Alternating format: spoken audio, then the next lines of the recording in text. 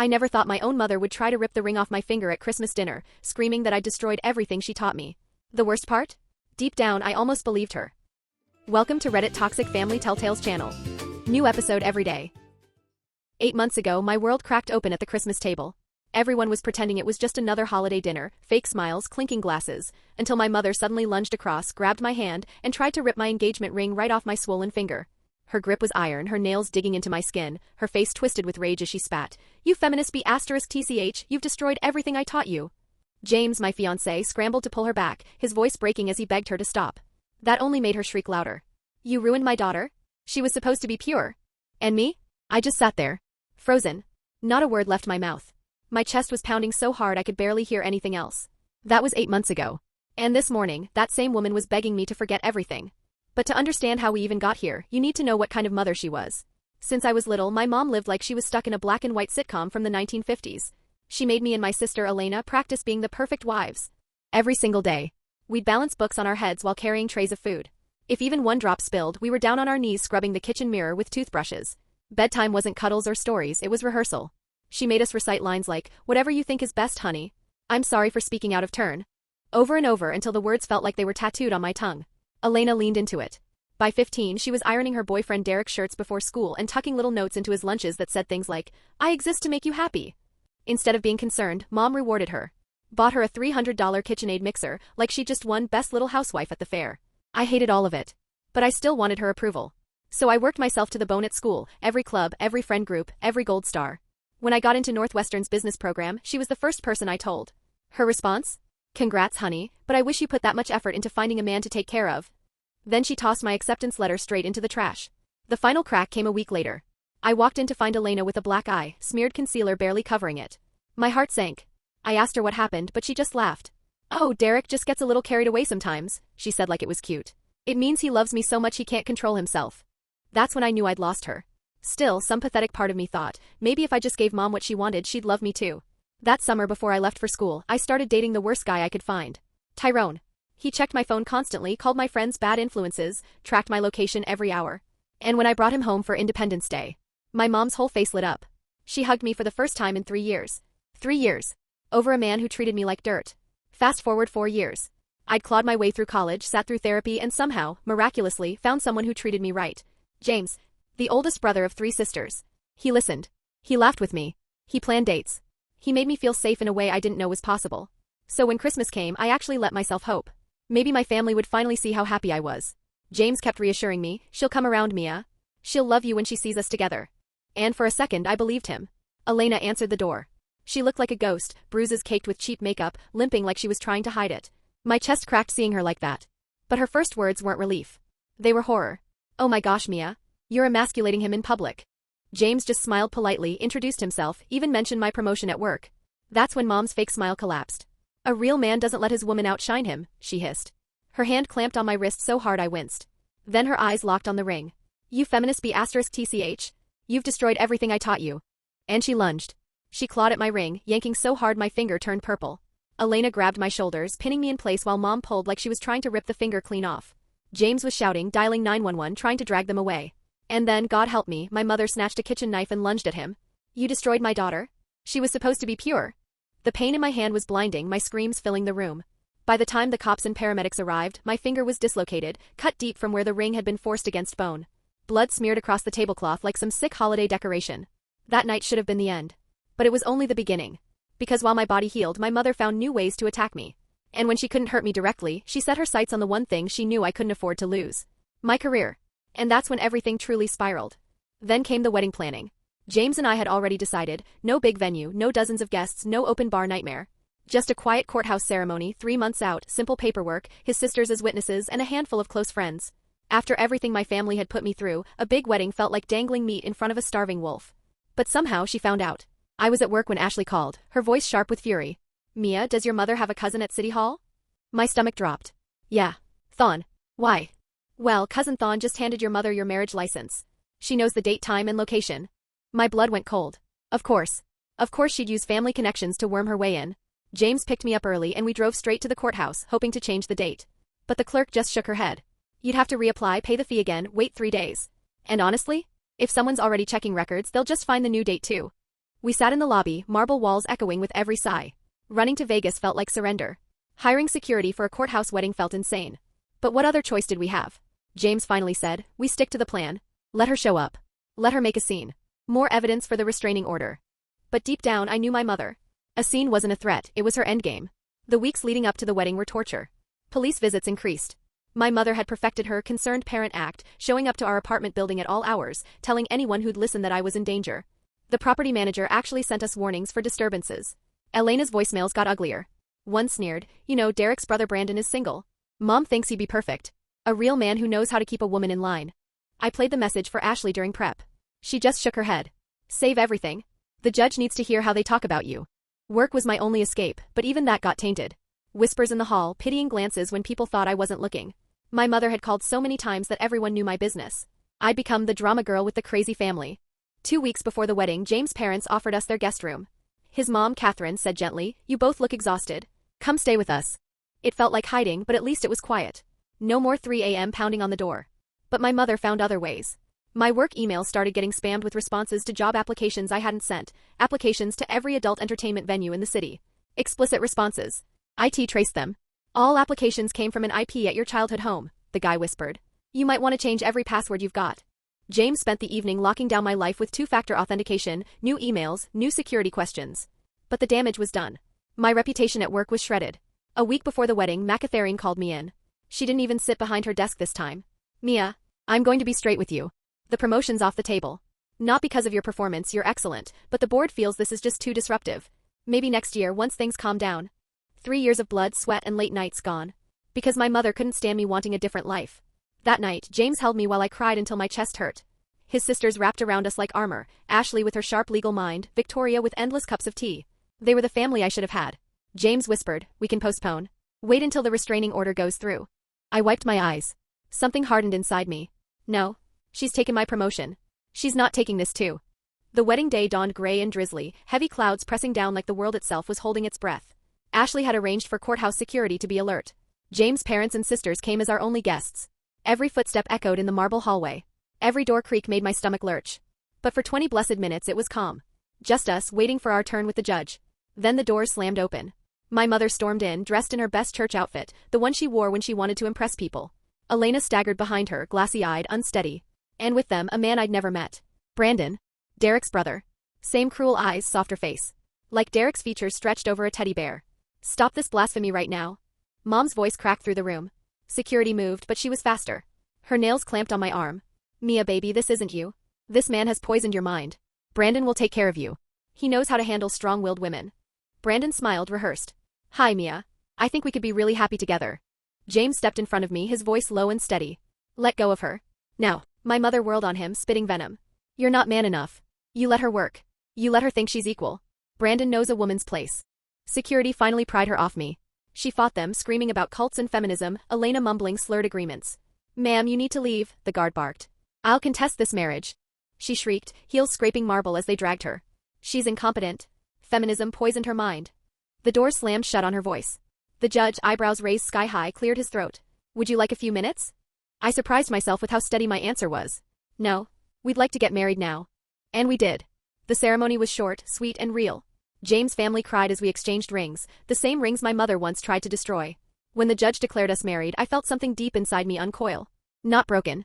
Free. We were walking out, still glowing, when Ashley's phone rang. Her face drained. That was my office. Your mother just filed paperwork for power of attorney over you. She's claiming you're mentally incompetent from feminist indoctrination. Elena signed as supporting witness. I stopped cold in the courthouse lobby. My own mother trying to legally control me. Again. James' hand found mine, solid and warm. His family closed in around us like a shield. Okay, I said, my voice like steel. If she wants a legal fight, she'll get one. I'm done running. Ashley's lips curled in a sharp smile. Good. Because I've been documenting everything. We're going to bury her in evidence. As we stepped into the gray drizzle, officially married and ready for war, I thought of the girl I used to be, the one who practiced saying, whatever you think is best, honey, until the words tasted like ash. That girl was gone. In her place was someone who finally knew her worth. My mother hadn't broken me. She'd forged me. And this war? For the first time, I was ready to fight. The next morning, Ashley had us in her office by 8 o'clock sharp. She'd pulled strings and burned favors to land an emergency consultation with her firm's senior partner, a powerhouse of a woman named McAtherine, someone who specialized in family law and harassment cases. Macatharine sat across from us with an air of calm authority, reviewing our thick stack of documentation. Her eyes scanned every page with laser precision, occasionally jotting sharp notes in the margins. Finally, she tapped her pen against the desk. "Your mother's power of attorney filing is sloppy," she said evenly.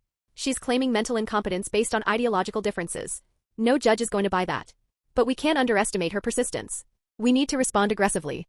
She outlined the battle plan while my hand trembled, trying to keep up with my notes. Letters from my therapist to prove stability. Character witnesses from work. Evidence of my academic achievements. Every success, every milestone, proof I was not only competent, but thriving in spite of my family's poison. James squeezed my hand under the table. "What about the harassment at her job? Can that be used?" "Absolutely," Macatharine said without hesitation. "In fact, it strengthens our case. The workplace disruption, the courthouse assault, the cyber harassment, it shows escalation. We'll file for an emergency restraining order today." We spent 3 exhausting hours signing forms, compiling evidence, pouring years of trauma into neat legal folders. When the retainer fee hit, my stomach lurched. Half our honeymoon savings gone. But what choice did I have? That afternoon, I trudged back to the office, heart heavy, expecting more fallout. My HR director was waiting at my desk, her expression unreadable. "Mia, we need to talk about yesterday," she said. My stomach dropped. Had Mom called again? But then she smiled genuinely. "IT finished the investigation. Your mother sent those obscene job applications from her home computer. We're pressing charges for identity theft and cyber harassment." Relief washed over me so suddenly I nearly cried. "Thank you. I'm so sorry for all the disruption." "Stop apologizing," she interrupted firmly. "You're being stalked. HR is implementing new protocols. Your mother and sister are banned from the premises. If they show up, security will call the police immediately." For once, I felt like the ground under me was solid.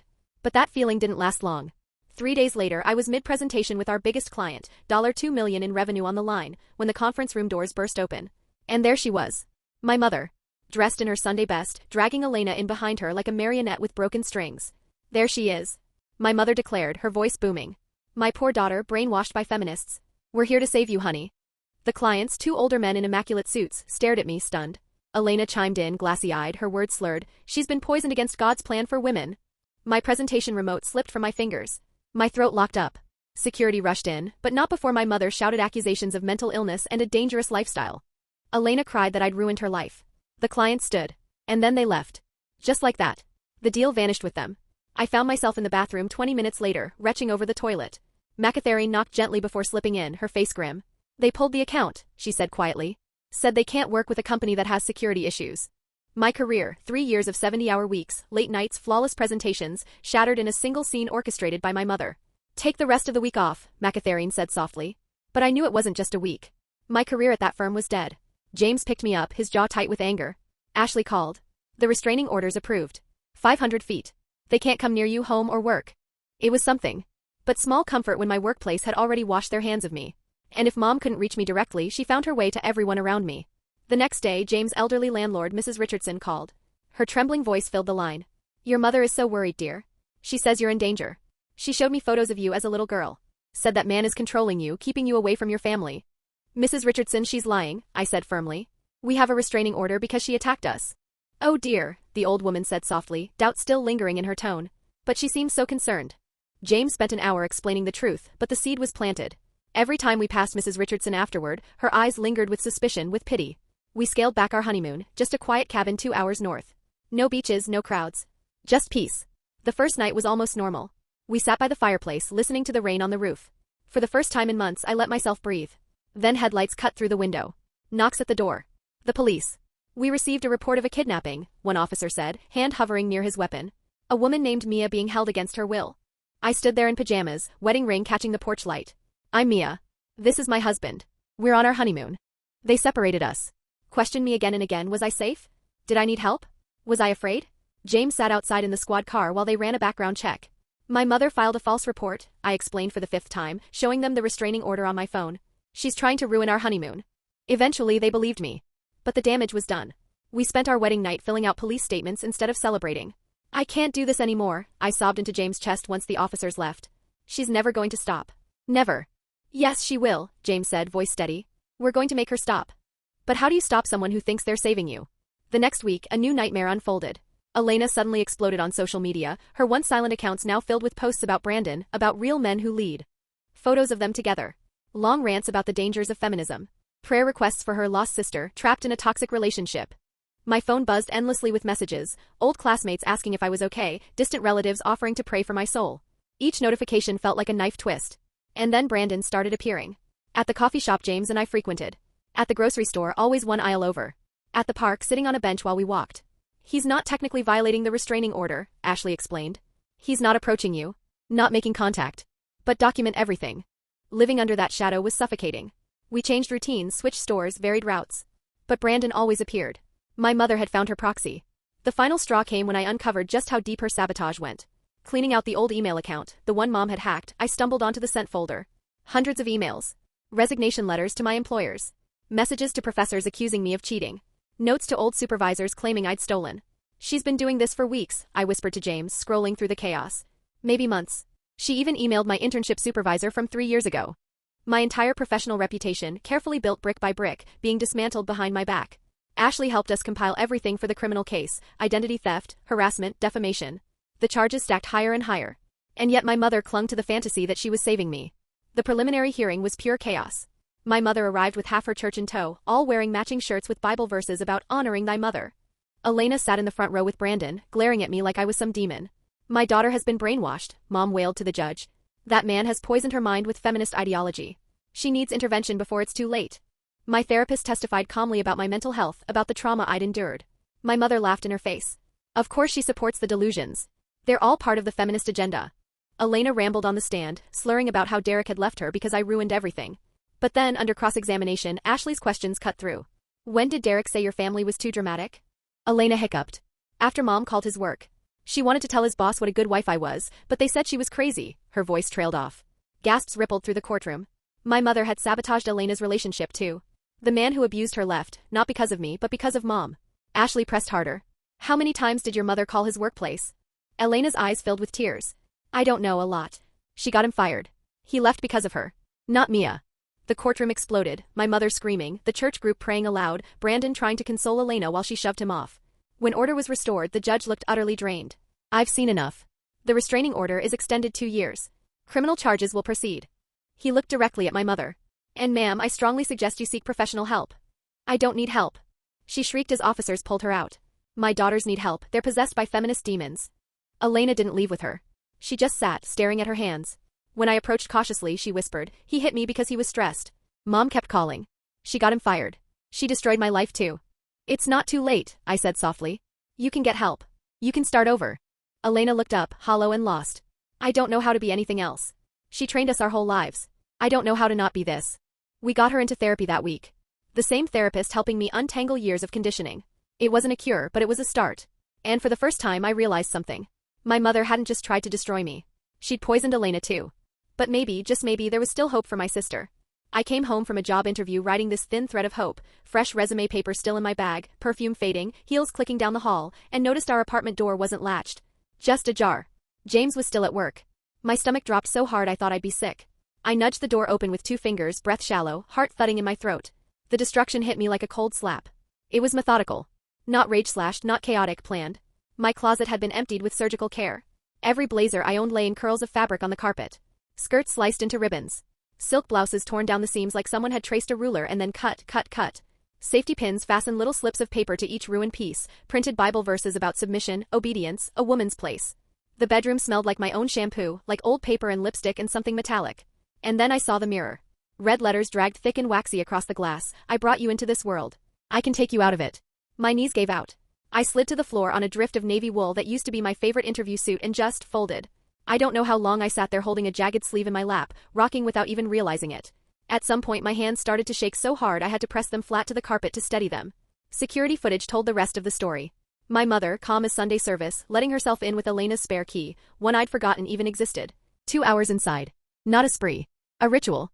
She touched every piece of my professional life and took it apart, stitch by stitch. This is evidence, the detective said, photographing the mirror, the piles, the neat little scripture tags. With the break-in, the threat, and the history, she's looking at real time. I didn't feel victorious. I felt hollow. Tired in the marrow. James found me that way, on the floor amid the wreckage. He didn't try to fix it, didn't say anything bright or brave. He just sat down beside me and pulled me in until my forehead rested against his shoulder and the shaking had somewhere safe to happen. Then came the cavalry. Ashley arrived with a folder fat enough to bruise a table. Victoria with tea and still warm cookies that made the apartment smell like safety. Jenny walked in carrying garment bags from her own closet and a soft, fierce smile. A little later, James' mom, Catherine, stepped through the door with a pot of soup that steamed up our windows. "We're your family now," she said, voice steady as bedrock. "That woman gave birth to you, but she's not your mother. Not anymore." Bail was granted with conditions so strict they sounded like a probation manual. No contact, no internet, no coming within 1,000 feet of me, our home, or my workplace. A trial date set for 3 months out. I knew even with all that it wasn't over. People like my mother don't switch off. They smolder. Elena moved in with us for a while. She went to therapy, twice a week at first, then more when the cravings and the memories tangled up. She tried. Some days she'd rage, spit out that I'd ruined everything. Other days she'd cry so quietly I barely noticed until I felt the couch cushion tremble. "I see it now," she whispered one night, both of us curled up with mugs of herbal tea, the apartment finally quiet. The training. The control. It wasn't love. "No," I said, thumb circling the rim of my cup like a prayer. "It wasn't." Work stitched itself back together in slow, small seams. A smaller firm took a chance on me, thanks to a glowing reference from Macatharine. Fewer zeros, less glamour, but same people and clean boundaries. I bought a planner and wrote down only the next 2 weeks. No 5-year plan. Not yet. James and I moved to a security building with cameras, a front desk, and a doorman who learned our names by day 2. New numbers. No social media. New routes to the grocery store. We built a fortress, a gentle one, with houseplants and soft blankets and a little blue nightlight in the hallway for the evenings when my brain replayed pounding on a door that wasn't there. "She trained us to be victims," Elena said during one of her clearer mornings, sunlight finding her cheekbones. "And when you wouldn't, she broke." "As much as she could," I said. "But not all the way." I told myself I was ready for the trial. For the final round. For one last time of telling the truth out loud and letting it land where it landed. It came faster than I expected. 3 months of prep, of therapy, of nights where sleep thinned down to a thread, and then it was today. I wore one of Jenny's suits, navy, clean lines, the kind of jacket that sits on your shoulders and reminds you you're not a child anymore. Elena sat beside us on the prosecution's side, hands folded tight in her lap. She looked healthier, some softness returning to her face, but her eyes kept flicking to the defense table like she was checking for a snake. The room filled. My mother's church group arrived like a beige tide, matching prayer shawls, murmured amens that felt performative. Brandon parked himself in the middle of them, that fixed, unsettling smile tightening whenever our eyes met. Then my mother entered with her lawyer. Black dress, hair smoothed, so much weight lost her cheeks looked hollow. She saw Elena with me and something snarled across her face before she pulled the mask back on. The prosecutor, Johnny, all steel spine and no nonsense, laid it out like a surgeon narrating an operation. Christmas assault. Workplace harassment. False police reports. Break-in. Property destruction. Each piece bolted to documentation, footage, testimony. When Macatharine took the stand to explain the lost client and the security protocols, she kept it crisp and factual, but I could hear the tightness in her voice when she said, $2 million, and walked out. Mrs. Richardson shuffled up next, sweet, bewildered, wringing her hands as she explained how my mother had come to her door again and again with photos of me at 6 years old and stories about kidnappings and handlers. The judge kept his tone kind when he told her she'd done nothing wrong. She still apologized to me anyway. Then they played the footage from my apartment. You could have heard dust settle. The camera didn't flinch, my mother moving through our bedroom like a dressmaker gone feral, snipping seams, placing verse after verse. When the screen showed her leaning toward the mirror, lipstick in her fist, message blooming red, 2 jurors actually recoiled. The defense tried what I expected, concerned mother pushed too far. Character witnesses from church recited every bake sale, every casserole, every heart of gold. Love as a legal defense. But then Elena took the stand. She wore a simple dress that covered the fading marks on her arms and spoke so softly the court reporter leaned in. Our childhood, books on heads, trays in hands, scripts rehearsed until our tongues forgot how to disagree. How compliance bought gifts and independence bought punishment. And then she told them about Derek. She called his workplace 17 times, she said, voice strengthening. I counted later, it's in his phone records. 17. Telling his boss what a good wife I was. They fired him for the disruption. She swallowed. He left because of her. Not because of Mia. The defense tried to rattle her, suggested she'd been manipulated, by me, by therapists, by a world that didn't respect family values. Elena didn't budge. My mother didn't save me from Derek, she said, steady now. She chased him off and then blamed my sister. She's been trying to destroy Mia's life the same way. My mother snapped. She shot to her feet, fingers stabbing the air at Elena. Ungrateful child. I taught you how to be a proper woman. The judge's gavel cracked like thunder. One more outburst and you'll be held in contempt. But the mask had slipped. The jury had seen the engine under the hood. Last was me. Johnny walked me through it all, stepping stone to stepping stone, letting the evidence carry the weight. When we reached the wardrobe photos, she had me identify pieces. That was my interview suit, I said, throat tight. I wore it to every important meeting for 3 years. And this? My Northwestern graduation dress. I managed a small smile that had no joy in it. She didn't come to the ceremony. I kept the dress anyway. Cross-examination tried to turn my spine into a political argument. Radical beliefs. Abandoning family values. Choosing career over family. I answered like I was in my own living room. My mother approved of men who tracked my phone, who controlled my friendships. So yes, I refused them. And you chose career instead of starting a family? I chose my life, I said. I have a career and a loving marriage. Those two things aren't enemies. The jury was out 6 hours. We waited in a windowless room drinking coffee that tasted like hot cardboard. James' hand stayed wrapped around mine through phone calls, through silence, through the church group praying in the hallway until security nudged them downstairs. When the four-person stood, my nails bit crescent moons into my palm. I didn't realize I'd been holding my breath until I heard the words. Guilty. On all counts. Criminal harassment. Cyber harassment. Identity theft. Breaking and entering. Property destruction over $5,000. Criminal threats. My mother went white like someone pulled the current. She turned and stared at me across the room as the judge read the sentence. 2 years combined for harassment, 18 months for the break-in, 1 year for property damage, 3 years for the threat, served concurrently, parole possible after 18 months. Full restitution for damages and lost wages. The restraining order extended for 10 years upon release. Handcuffs. The soft click. No screaming. No apology.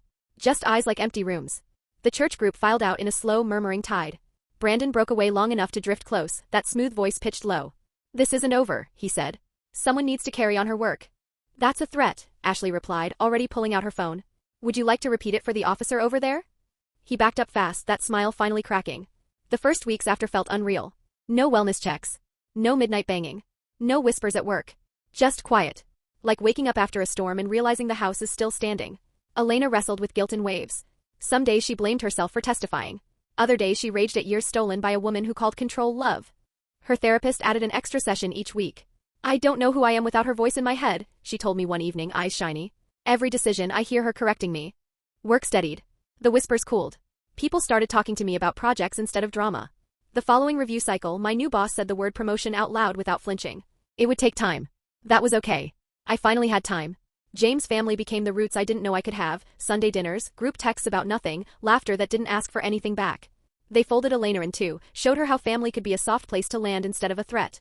6 months into my mother's sentence, a letter arrived with a prison return address. My hands shook. James offered to read it. I needed to do it myself. It was exactly what you'd expect, verses about honoring your mother, bleak prophecies about my soul, zero responsibility. I fed it to the sink flame and watched the edges curl, smoke climbing like something leaving my chest. At least she's consistent, Elena said from the doorway, trying on a smile. It almost fit. By the first anniversary of the verdict, Elena had moved into a tiny studio filled with plants and pictures of the people who stayed. She enrolled in 2 community college classes. Maybe counseling, she said, eyes bright and scared. I want to help women like us, who think control is love because someone told them it was holy.